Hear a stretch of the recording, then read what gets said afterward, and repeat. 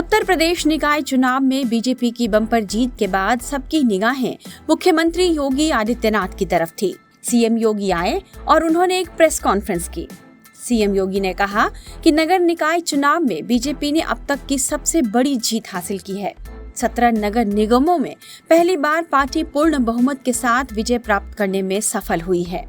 निकाय चुनाव में बीजेपी को मिली इस सफलता को देखते हुए माना जा रहा है कि सीएम योगी आदित्यनाथ ने यह टोन सेट कर दिया है कि 2024 के चुनाव में यूपी की सभी 80 सीटें वे बीजेपी की झोली में डालने को तैयार हैं।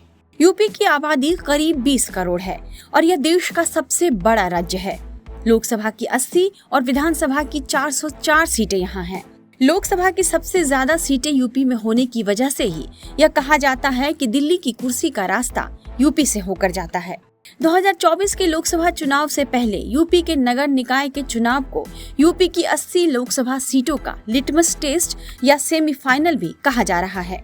इस चुनाव में बीजेपी ने सभी 70 नगर निगम में जीत हासिल कर नया रिकॉर्ड अपने नाम कर लिया है और इस जीत का श्रेय सीएम योगी आदित्यनाथ के नेतृत्व को दिया जा रहा है। यूपी की राजनीति को समझने वाले जानकारों का मानना है कि इन सीटों पर जीत हासिल करने के लिए सीएम योगी आदित्यनाथ ने जितनी मेहनत की, उनके मुकाबले अन्य विपक्षी नेता दूर तक कहीं दिखाई नहीं दिए।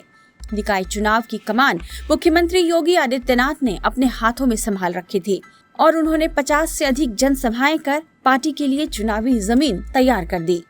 उन्होंने ऐसा आक्रामक चुनाव प्रचार किया कि विपक्ष चारों खाने चित हो गया। इसलिए नतीजे भी ऐसे आए कि सभी 17 नगर निगमों पर सीएम योगी का जादू चल गया।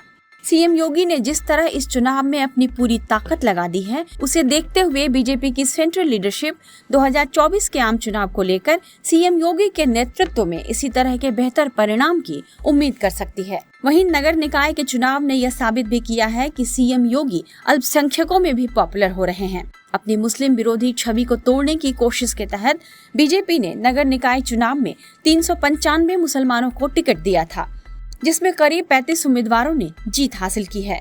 बीजेपी इसे लेकर उत्साहित है और मान रही है कि यह सीएम योगी के नेतृत्व का प्रभाव है, जिसमें किसी भी धर्म या संप्रदाय के लोगों के साथ भेदभाव नहीं किया जाता है। पार्टी के प्रति मुसलमानों का रुझान जिस तरह हुआ है, उसका असर आगामी लोकसभा चुनाव पर भी पड़ने की उम्मीद की जा रही है। जानकारों के मुताबिक ऐसे चुनाव जमीनी कार्यकर्ताओं को सक्रिय करने का एक बड़ा जरिया होते हैं और यही कार्यकर्ता विधानसभा या लोकसभा चुनाव जिताने में भी बड़ी भूमिका निभाते हैं। वहीं निकाय चुनाव में जिस पार्टी का दबदबा होता है, आगे के चुनावों में भी उस पार्टी के लिए जमीन तैयार हो जाती है। इस लिहाज से सीएम योगी ने राज्य में अपना दबदबा साबित कर दिया है और कहा जा सकता है कि बीजेपी के लिए आम चुनाव में यूपी की 80 सीटों को जीतने की राह भी योगी आदित्यनाथ ने आसान कर दी है। टाइम्स नाउ भारत डिजिटल की रिपोर्ट।